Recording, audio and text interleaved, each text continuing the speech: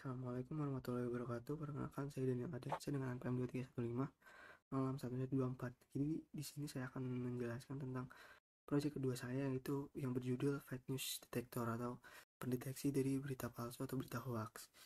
Nah, jadi di sini langsung saja saya menggunakan dataset yang saya cari dari Kaggle. Nama datasetnya itu data Fake News Dataset CSV. Nah, lanjut ke penjelasan codingannya. Jadi di sini di bagian awal ini saya mengimpor beberapa library yang dibutuhkan seperti Pandas untuk mengelola data, Skylern untuk membuat model, dan Joblib atau Pickle untuk menyimpan model.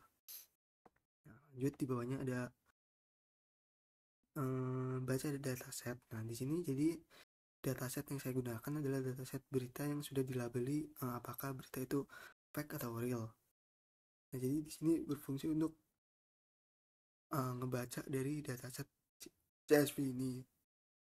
Oke, selanjutnya di sini ada bacaan ini ada bacaan fungsinya df label, yaitu berfungsi untuk sebagai mapping label. Nah, jadi label real saya ubah menjadi angka 0 dan fake menjadi angka 1 supaya mudah diproses gitu.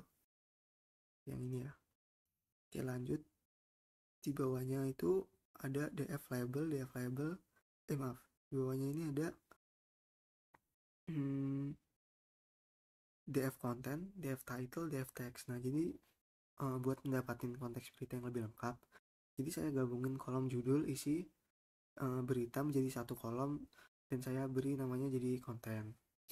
Oke, lanjut. Di bawahnya ada text processing. Jadi fungsinya itu saya lakukan pembersihan ringan seperti mengubah teks menjadi huruf kecil dan menghapus tanda bacanya. Oke, lanjut. Di bawahnya ini ada split data. Nah, setelah itu saya membagi data menjadi data training dan data testing dengan perbandingan 80% dengan training dan 20% untuk testing. Oke, lanjut. Ini ada TF IDF ini. Nah, jadi data teks yang tidak langsung dibaca oleh model, saya ubah teksnya menjadi angka menggunakan TF atau TF IDF Factorizer agar model bisa memahaminya. Lanjut, di bawahnya ada training model. Nah, jadi model yang saya gunakan adalah passive aggressive classifier. Nah, jadi model ini cocok untuk mendeteksi berita palsu karena cepat dan efisien. Selanjutnya ada evaluasi. Nah, jadi setelah training saya evaluasi modelnya dengan menghitung akurasinya. Dari hasil saya modelnya cukup akurat dan membedakan berita fake dan real. Oke, selanjutnya di sini ada fungsi simpan model. Nah, jadi terakhir saya simpan model dan vectorizer-nya ke folder agar bisa digunakan di program lain dan di aplikasi web. Oke, lanjut. Setelahnya ada file predict news Python. Nah, jadi di sini ada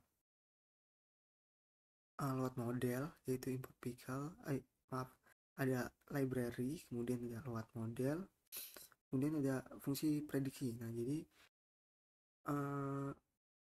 di sini saya cukup ketik teks biasa dan sistem langsung memberi apakah hasil itu fake atau real.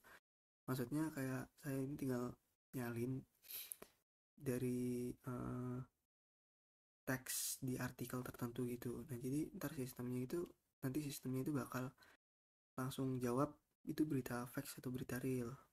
Oke, lanjut. Di sini selanjutnya ada file stream app Python. Nah, jadi di stream app Python ini ada library lagi seperti biasa, kemudian ada load model. Nah, jadi di load model vectorizer jobless load. Kemudian ada tampilan webnya.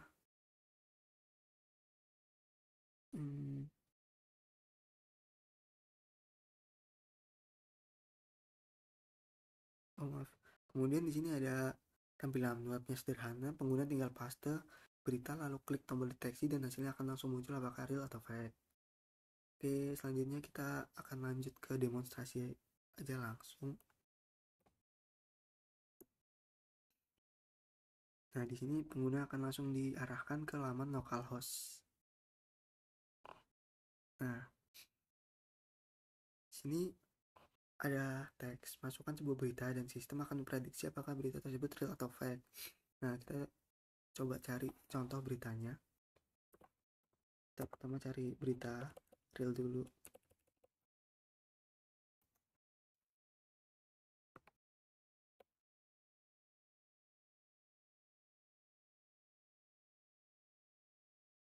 Kita cari yang agak lama ya, soalnya ini update-nya lumayan lama, sudah lumayan lama maksudnya dataset ini.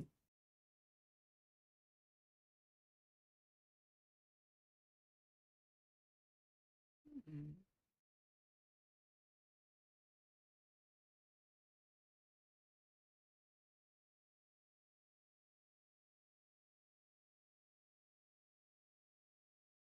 Jadi dilakukan aja.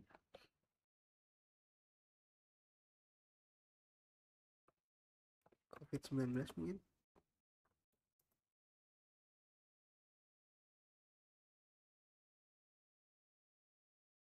Nah, oh maaf, ini bukan berita sepertinya.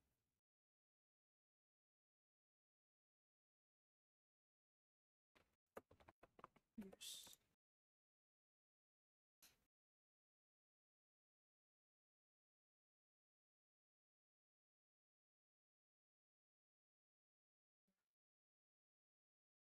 Hmm. Oh.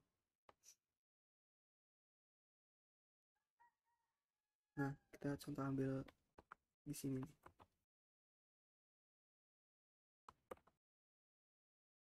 Nah, di situ kan kelihatan bahwa berita ini real atau asli. Nah, coba kalau kita cari berita fake. Misal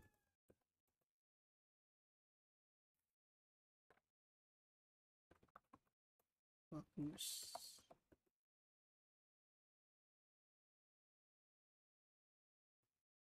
Oh, misal kita cari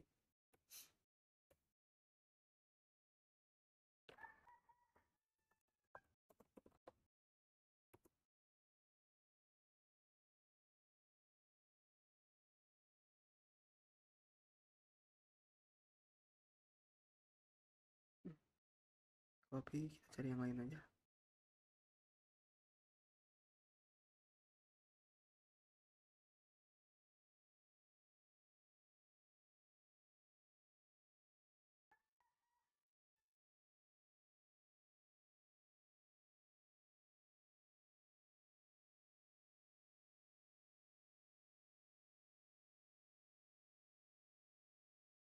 So, kita salin yang ini ya.